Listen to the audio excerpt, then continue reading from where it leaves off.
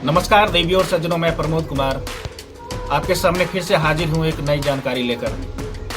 आज हम बात बिहार की करेंगे, क्योंकि बिहार 22 मार्च 2025 को अपना 113वां स्थापना दिवस मना रहा है।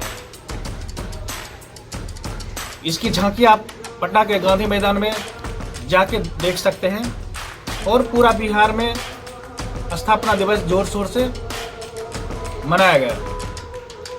पर आज हम बिहार के बारे में एक ऐसी बात कहेंगे जिसे सुनकर हर बिहारियों का सीना गर्व से चौड़ा हो जाएगा। हर बिहारियों की बात क्या है, मैं तो कहता हूं हिंदुस्तान के हर नागरिक का सीना गर्व से चौड़ा हो जाएगा, क्योंकि ये बात ही कुछ ऐसी है। इस बिहार की धरती पे एक ऐसा महान सपूत पैदा हुआ था जिसने युद्ध में विजय प्राप्त करके एक विदेशी आक्रमणकारी को हराकर उससे दहेज में पूरा पाकिस्तान और पूरा अफगानिस्तान लिया था।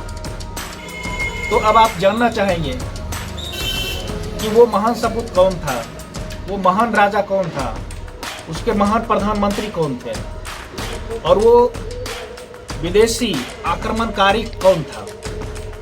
जी हाँ, तो वो विदेशी आक्रमणकारी था जिसे हम इतिहास में विश्व विजेता के नाम से जानते हैं, लेकिन वो भारत नहीं जीत पाया था और उसको हराने वाला एक बिहार का सपूत था, महान सपूत था, जिनका नाम था मगध सम्राट चंद्रगुप्त मौर्य। तो बात ऐसी है, 326 ईसा पूर्व में सिकंदर ने भारत पे आक्रमण करने के लिए आया, पर वो ब्यास नदी को पार नहीं कर पाया।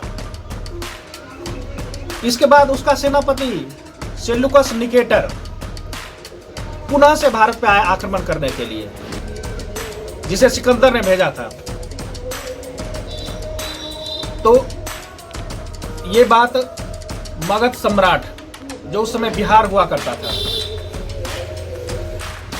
चंद्रगुप्त मौर्य को पता चली और चंद्रगुप्त मौर्य का शासन उस समय पूरे इंडिया पे था, लगभग पूरा भारत पे।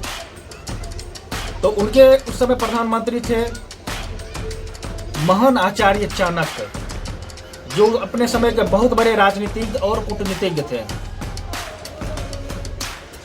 तो उन्होंने अपने राजा चंद्रगुप्त मौर्य को सलाह दी कि इससे युद्ध लड़ना और ऐसे जगह पे लड़ना है जहां बारिश का पानी जमा होता है। हम बारिश का इंतजार करेंगे और इसके सामने हम अपना घोड़े की सेना उतारेंगे। तो सेल्यूकस निकेटर उस समय अपने हाथियों की सेना के साथ आया। वो रथ पे बैठा हुआ था। लड़ाई बड़े जोर शोर से शुरू हुई, पर उसका रथ का फंसने लगा और हाथी को चलने में परेशानी होने लगी, क्योंकि भाई हाथी तो हाथी है। और राजा चंद्रगुप्त मौर्य की सेना में खुले घोड़े थे, वो एकदम पूरा खर्राटे से चल रहे हैं, उनको कोई सी तरह की परेशानी नहीं। दुश्मनों पर एकदम टूट पड़े, मार काट के पूरा एकदम तबाही मचा दिया। और बेचारा सेल्यूकस निकेटर, सिकंदर का सेनापति, फंस गया और बहुत बुरी तरह फंस गया। कहते हैं 2-4 दिन और युद्ध होता तो वो मारा जाता। तो फिर उसने अपना एक उपाय सूझा। उसने आत्मसमर्पण किया, पर इस शर्त पे किया कि वो अपनी बहन हेलन की शादी मगध सम्राट चंद्रगुप्त मौर्य से करेगा और दहेज में पूरा पाकिस्तान और अफगानिस्तान देगा। तो इस बात पे महाराजा चंद्रगुप्त मौर्य तैयार हो गए। उन्होंने दहेज में पूरा पाकिस्तान और पूरा अफगानिस्तान लिया।